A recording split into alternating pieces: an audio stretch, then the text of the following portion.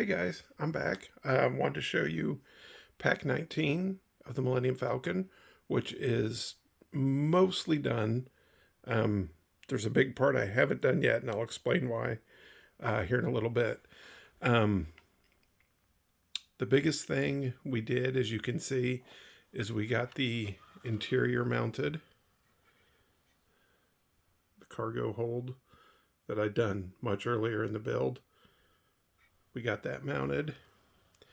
I got the landing lights put in. I can't turn them on right now because there's actually a switch in the back landing gear pod back here that you actually have to have the landing gears in there to activate that switch. But I did test them, so trust me, they work. I'll show you that in a future video once I get the landing gears put on. And then I got the sublight engines put on and got all the wiring done for those. And in fact, we can test the sublight engines. I will hit the button right now and turn them on. There you go. And that looks okay. It looks pretty good. To go Doc Holiday, thanks. Now I hate them. So, I don't hate it. I think this diffuser is really good. It does a good job because if you can see in there, the LED lights, they're pretty widely spaced. I was concerned about that. This diffuses them pretty good. The main thing, there's two main things I don't like. Number one, I don't like the fact it's white. In my mind, the engines on the Millennium Falcon have always had a blue cast to them. These are just plain bright white. And then for whatever reason, the design they imprinted on the diffuser is green. So it really does. I don't like the color. And also, if you see in here, you mount them to these two pieces here. Well, there's a pretty big gap right there between the port and starboard engines. And when you look at it through the diffuser, you can clearly see the dark spot right there.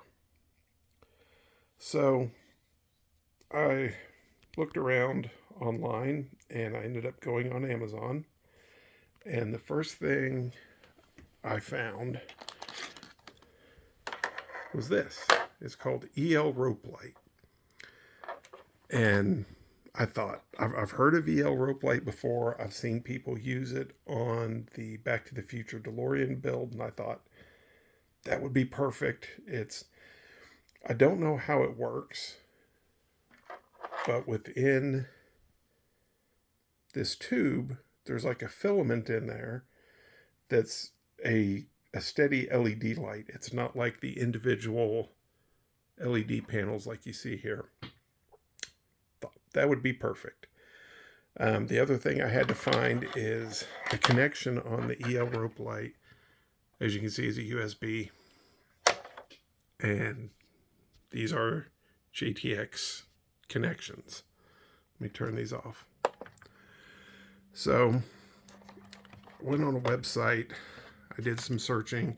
Found a website called Tinkersphere. And they sell this gadget, which is it's got a GTX plug on one end and USB on the other. Now it's a USB male, so I spent a couple extra bucks on just a female to female USB adapter. I think I got 4 of them for like $6 or $7 on eBay. So these came in the mail, and let me get this plugged in because I thought this is just going to look perfect. Oh, turn around the right way, dumbass.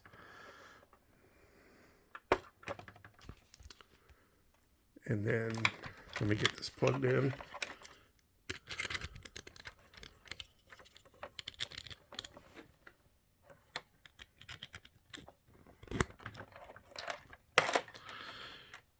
I'll unplug this other engine so the lights don't wash out what I'm going to show you here. And I hit the button, and then you have to go over here and hit this button. There it is. that is not nearly bright enough for what I need, because even this, as soon as you put it behind the diffuser, it's gone. You can't really see it. So I'm not going to be able to use that. I will use this for something else. I don't know if I'll use it for anything on the Falcon. Still trying to decide what I'm going to do with it. I'll hold on to it. It'll come in handy for something. But yeah, that wasn't nearly bright enough for what I needed. Let me unplug this. Turn it off.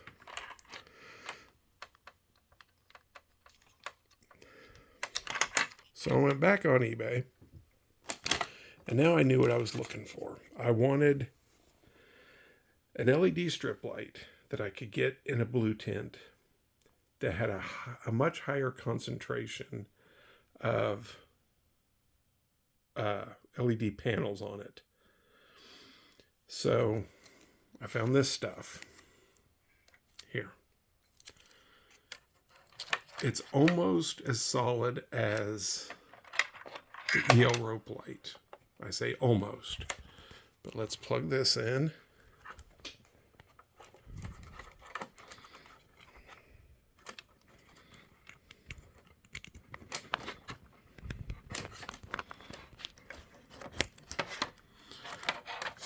Here we go, and let's hit the button. There we go. That's what I'm looking for right there. You can plunk that down behind the diffuser, and it shines through perfectly. So this is what I'm going to use. And I think this is there's actually two 1 meter cables in there, so it's a little over 3 feet. More than enough to go across here. So actually what I'm going to do, since there's two of them in there, I'm going to see how the length goes. I'd kind of like to go over here, go all the way across here. When I get to this divide here, I'm going to have to get my Dremel out. The diffuser just pops out. Let me get rid of that so I can show you. Just get my Dremel, cut these two pieces here. So this is the whole way across here, so it doesn't have to go up and over that, which I think would make it look kind of weird. But go across the whole way around there. I'd like to see if I have enough that I can make this turn and then come back here and do like a double row of them, which I think would be more, in my mind, screen accurate. So that's what I'm going to mess with this week. But, so yeah, EL rope light, it's very good for what it does. It's just not bright enough for this particular application. The other thing I'm messing with right now is on the interior. If you look through there, you can see back here, and it opens up and you can see all the internals and all the wirings. I'm no prude, but I don't really like my internals and my wiring being exposed to just anybody. Last time I did that, I ended up with a wife, but that's a different story. So again, I went online and I found this stuff. This is a peel and stick mirror film. It's got a protective coating on it right now, but even with that on there, you can see my fat ass. There's my phone. So then I got some styrene sheets. And, oh God, no, we'll just hold it over here. And put it on there. It just sticks right on. And then you can take it and stick it on there. Now if I can get it to focus, you can see it gives the impression then that this corridor continues on around the central hub of the ship. So I've got one of those panels done. I've still got another one to put together over here. You can see it there, what the difference would be. And it's not perfect, but I think it'll look a lot better than just having it open like that. Honestly, if this wouldn't have worked, my other option would just be paint a piece of styrene black and put it there. I think even that would look better than just having this all open. And then this doorway here, in the movie, this was like a little engineering room back here. And it was actually the room where Han and Leia kissed in Empire Strikes Back before they were interrupted by C-3PO. I'm kind of a nerd on this stuff. You can see why my wife married me. It's the part of the movie my son always goes, "Oh, gross," when he sees it. But he's 7, so what does he know? So what I'm going to do is get another small piece of styrene, paint it up to actually look like a door, and just glue it back there. Because there's not a lot of room. If you spin this around, there's not a lot of room on that opening to really get another room in there that would have any detail in it that you'd be able to see through that little tiny opening. So that's what I'm going to do with that. So anyway, that's what I'm working on right now.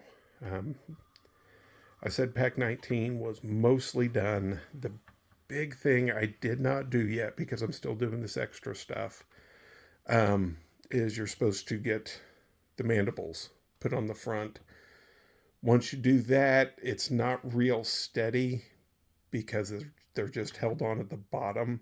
So you have to keep them on the stands, which are here. Which means I will have to take the ship off of this Lazy Susan, this turntable. And I'm not ready to do that yet because I'm still working on the engines and those interior caps.